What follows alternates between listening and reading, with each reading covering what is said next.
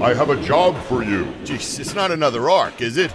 No, not again. This time I need a full-scale home renovation. Noah Construction and Builders is your design and build partner. We do it all, from additions and dormers to full-scale renovations. Schedule your no-cost design consultation today. Visit us online at noahconstruction-builders.com. Noah Construction and Builders. Through dreams we design, with vision we build. Construction and Builders. Through dreams we design, with vision we build. WGBB 95.9, 1240.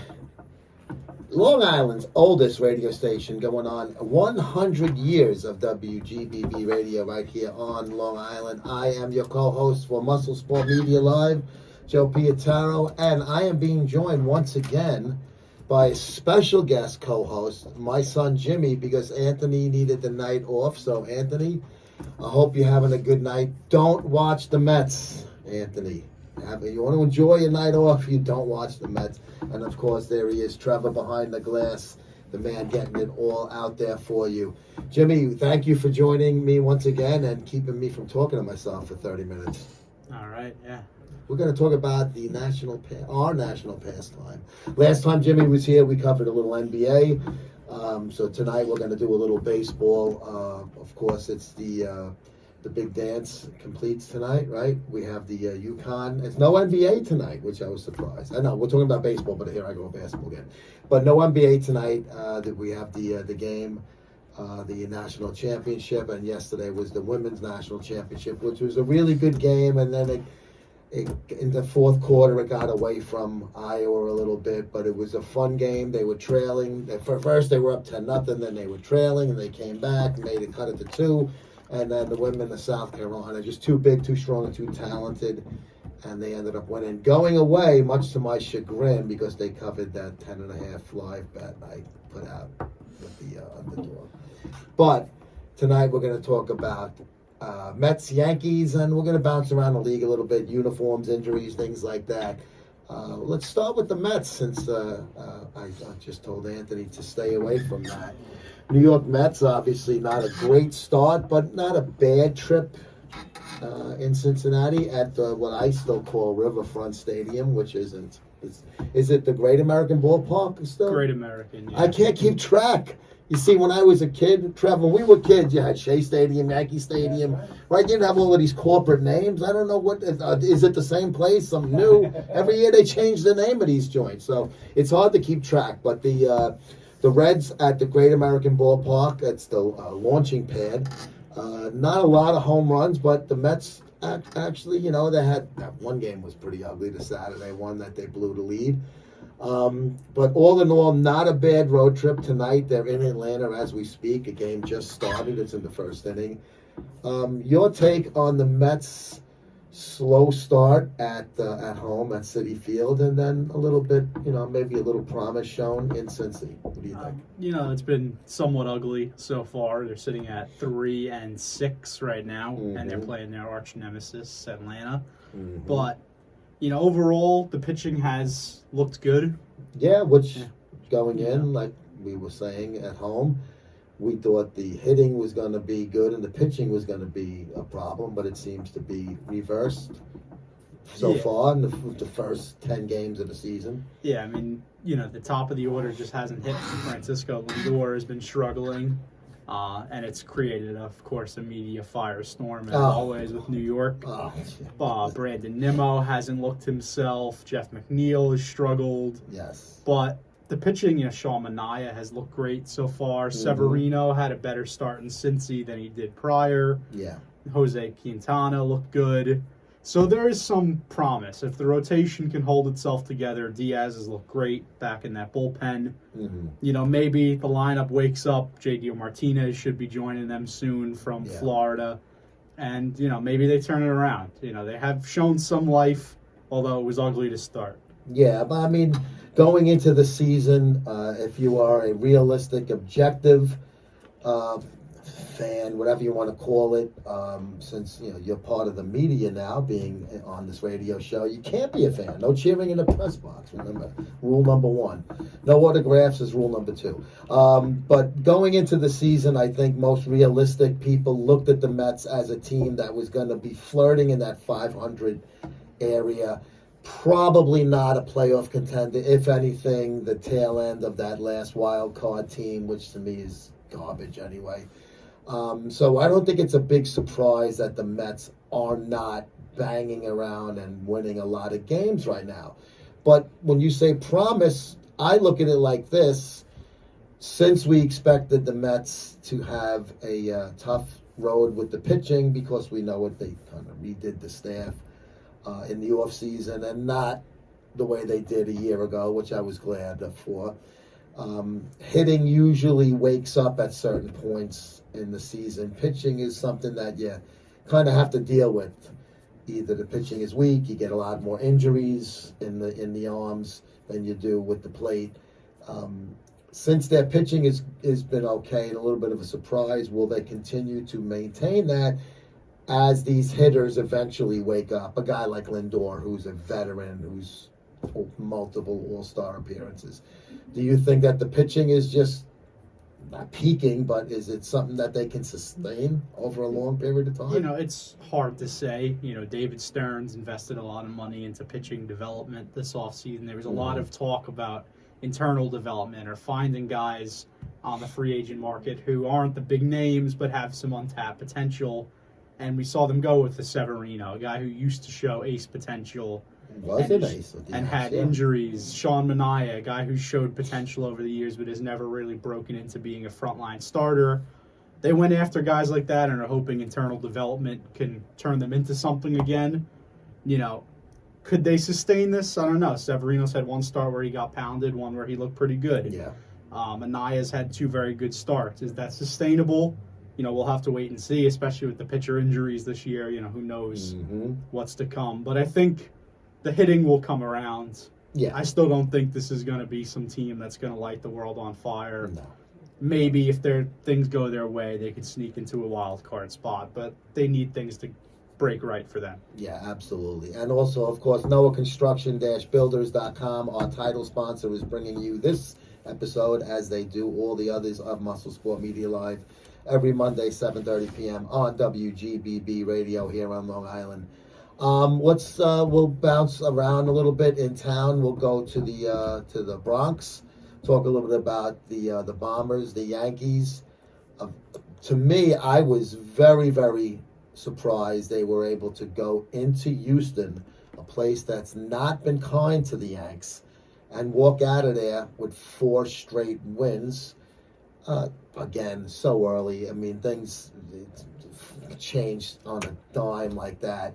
But you have to be happy if you are a Yankee person and say, hey, we beat the team that's Houston's become their new Red Sox. They're like the Braves for the Mets. Yeah. They're nemesis. They're nemesis, even though they're in a different division. Of course, at the end of the year, Houston's going to probably be around again, fighting for another pennant. And the Yankees are hoping to be in that same conversation. Bring in a Soto in like that. They have a little problems with the pitching also. Obviously, Cole not being there is the biggest concern. But the Yankees started off really, really good. And they, now they're home. They played the Blue Jays. They had a game where they blew a big lead but held on, which is encouraging. They won yesterday. Florida comes into town tonight. And they're currently up 7-0 versus Florida in this 7th inning. Wow. So they're continuing to roll while Florida's struggles continue. Florida is having on and off the field issues, obviously. And I think it started in the off season when Kim Ng, they parted ways, if you will. Florida's a disastrous organization. I don't care. They have 2 World Series. They should not be a permanent team there. But the Yankees are playing very well with a staff that you have to look at as kind of like the way the Mets is. I mean, the Mets have injuries in their rotation. the Yankees have bigger injuries in their rotation. The Yankees need big seasons from big guys. Looks like Soto's going to be all he was cracked up to be.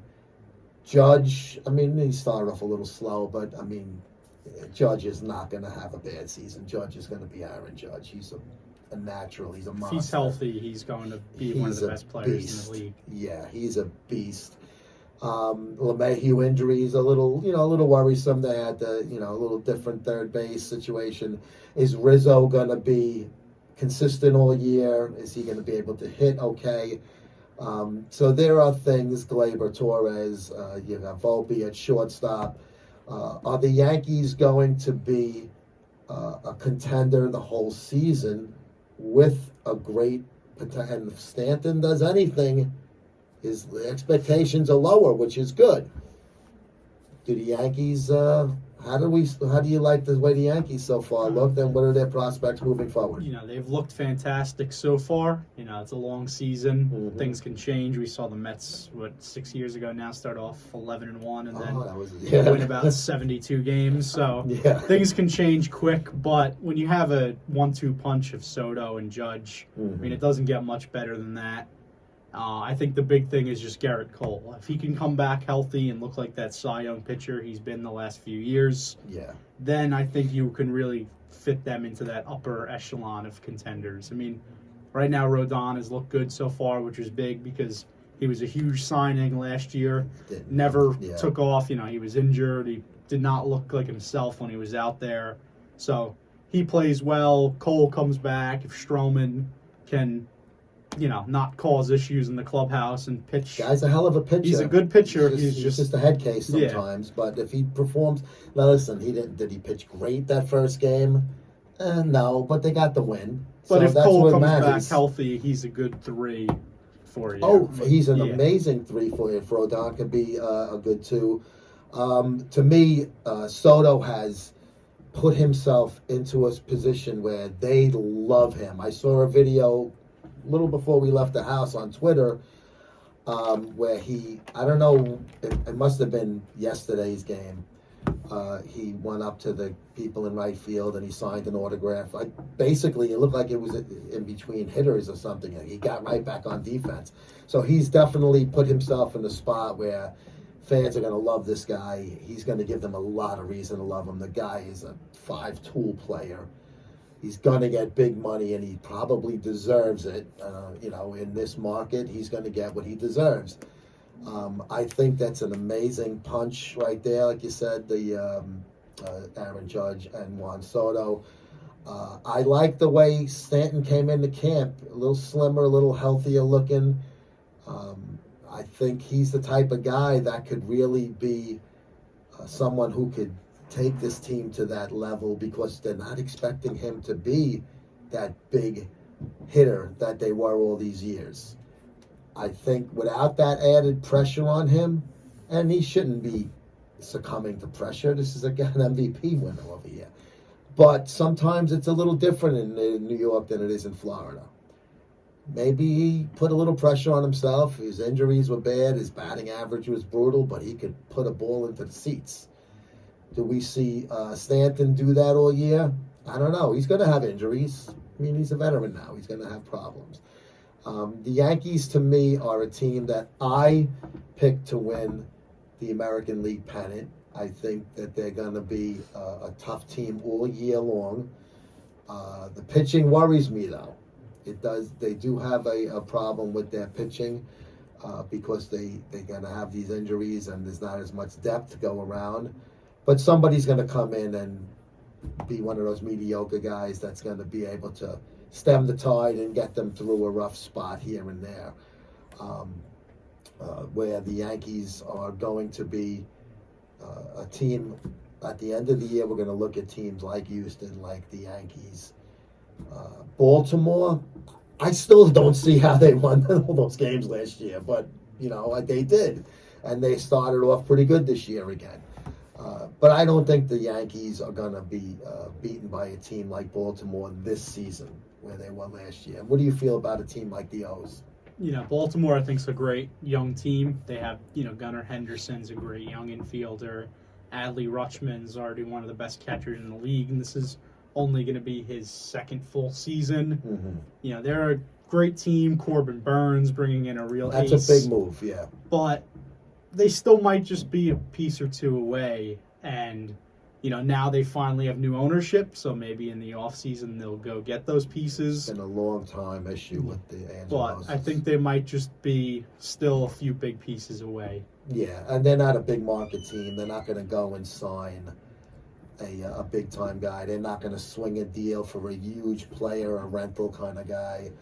They're probably more likely to pick up a couple of role guys and stuff. They'll be in the There's mix. smart moves to be made. You know, you look at like what Arizona did this offseason, picking up, you know, Jordan Montgomery, Eduardo Rodriguez. Those are the kind of moves that Baltimore could probably use in their next couple seasons to take them into that real top-tier contender. Yeah, and then with the new ownership, I know Angelos didn't have the open checkbook like a lot of Cohen seems to have.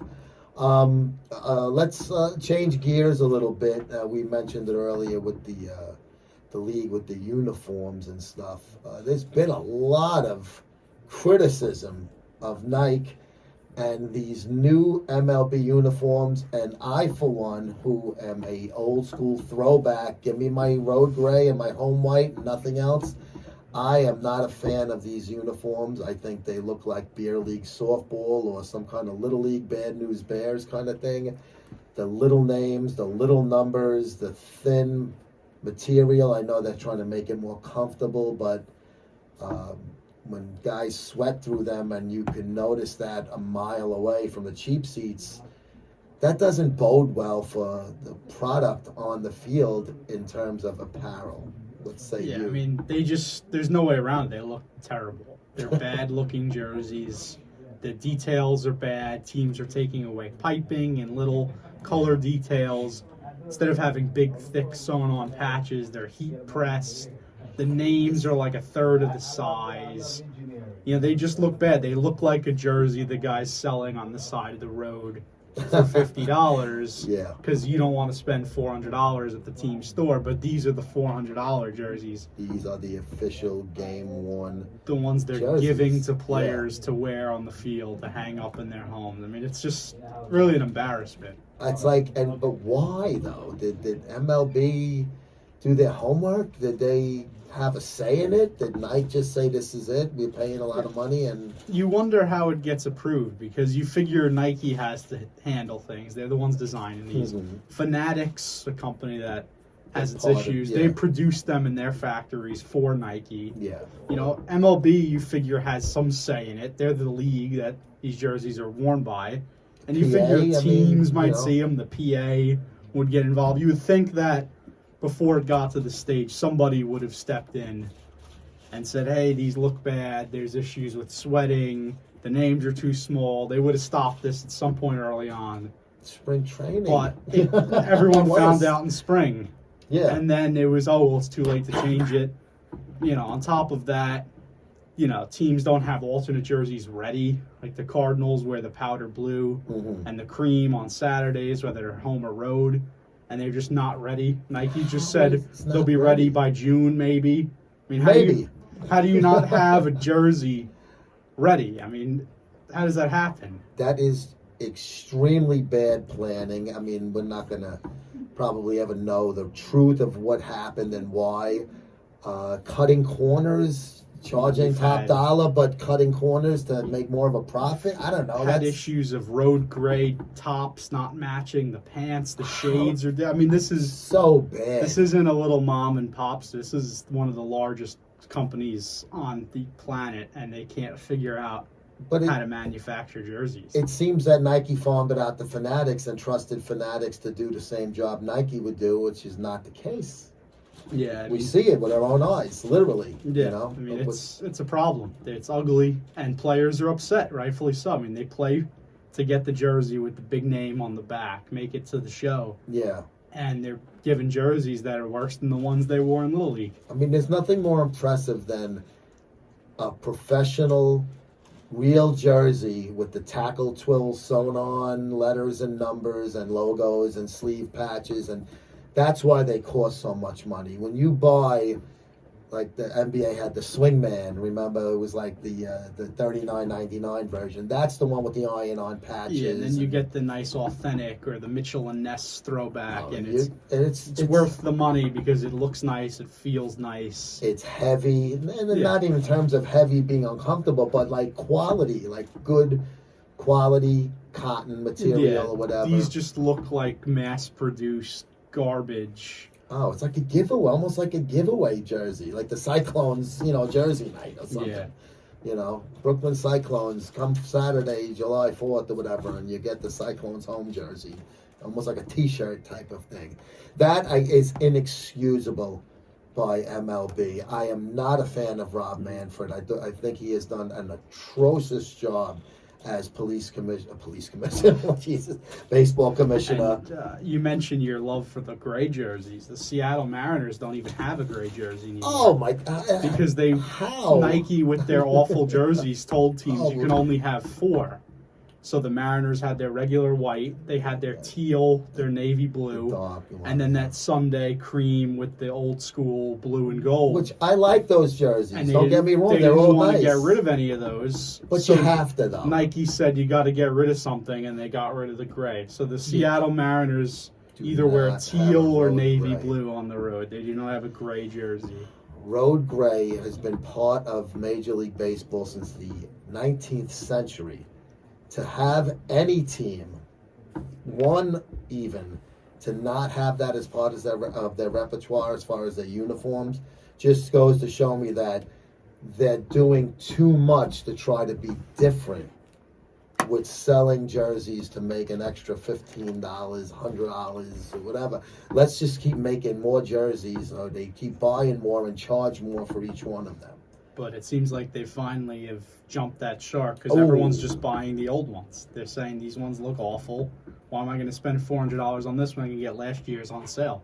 Yeah, you know what? Good. And you can get a Mariners Road gray jersey from last year that looks better than their Road whatever jersey this year. Just abysmal job by MLB and not a good job by the Seattle Mariners at all to not have the road gray. I mean, that is just a classic look. That's why the Yankees have the right idea. They have 2 jerseys. Well, and that play this weekend, whatever. But I'm saying in reality, they have road gray and home white, and they went back to the original, almost like the 30s, 40s look, without the white outline on New York on the road, and I think it looks fantastic. Yeah, I think that's one of the few jerseys that's looked good despite cutting out the details. Mm-hmm. We were talking about the Mets black jersey before. Not my and favorite. how that really pains me because I grew up on the black jersey. You did. That was my favorite jersey as a kid. That was the one that always was like how I pictured them. Yeah, when the I was young and stuff. Now we were talking about how they the black jersey when I was a kid and when it first came back a few seasons ago was the classic black with the blue piping, the white lettering, and then a couple years later they dropped the blue piping. So a little less detail, still a good looking jersey though. Mm-hmm. Now this year they get rid of the white on the lettering. And it just doesn't look good. It's not the nice retro 90s look. No. It's just, you can't really read the words that great. It's just a bad-looking jersey. Orange behind them. It's just bad-looking and feels like change for the sake of change. They're hoping to get the people who collect every jersey to have to buy a new one rather than just making a good-looking jersey. Yeah. I've yet to meet somebody that collects every jersey. Yeah, I mean, I'm sure there's maybe one in a fan base. But it's a bad look. I don't like the black jerseys, but when they brought them back for the Friday night blackout, I thought it was kind of a cool concept, Friday home games only, and they've stuck to that. I don't like the blue Met jerseys. It looks like a batting practice or spring training. See, that's where things used to be different. You had spring training jerseys and batting practice jerseys, and that's where you had these different colors and different things where the Mets had a blue with orange sleeves, and they used to sell these spring training jerseys in the models and things like that. And I had two. I had a Bonilla and an Israelhausen, actually. No, good picks. Yeah. Well, at the time they were, Bonilla. Yeah, but he was the superstar when they signed him, right? For not long. And he's still getting paid, so he's got to be doing something right.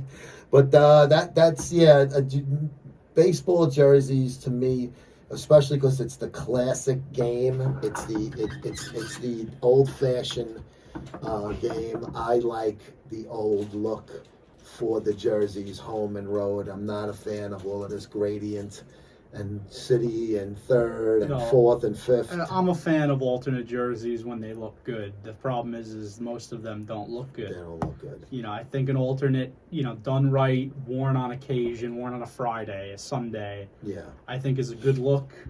But all of them look bad, and now even the classic jerseys don't look that good anymore because Nike and Fanatics just can't get it together. Literally dropped the ball, as they say. And then the Mets are going to come out with this purple they're teasing for their city jerseys, and I'm not looking forward to it whatsoever. Yeah, I mean, the city jerseys, Nike, when they infected the NBA, put the city jerseys in, and their teams change them every year. So, I mean, most of them look awful, and occasionally a team will, get lucky and make one that looks pretty good. Mm-hmm. But because Nike is so, they're so backwards, the team has to throw them out after one season and design new ones. And they're just watered down, ugly jerseys. And now that's moved over to MLB. Mm-hmm. And the Mets a few years in are finally getting one. And I doubt it's going to look good. I'm sure it's going to be an ugly, awful-looking purple jersey. I hope Manfred doesn't make this a game rule so teams like the Yankees that are old school can say, no, you do whatever you want with your Diamondbacks and your Marlins and your Rays or whatnot, but not us. We're going to have to leave it there. Jimmy, thank you so much for joining me again tonight on MuscleSport Media Live, WGBB Radio. Anthony will be back next Monday for my son, Jimmy, and Trevor behind the glass. I'm Joe. We'll see you guys next week.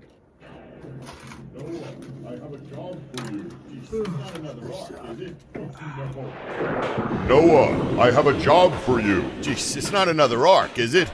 No, not again. This time I need a full-scale home renovation. Noah Construction and Builders is your design and build partner. We do it all, from additions and dormers to full-scale renovations. Schedule your no-cost design consultation today. Visit us online at noahconstruction-builders.com. Noah Construction and Builders, through dreams we design, with vision we build.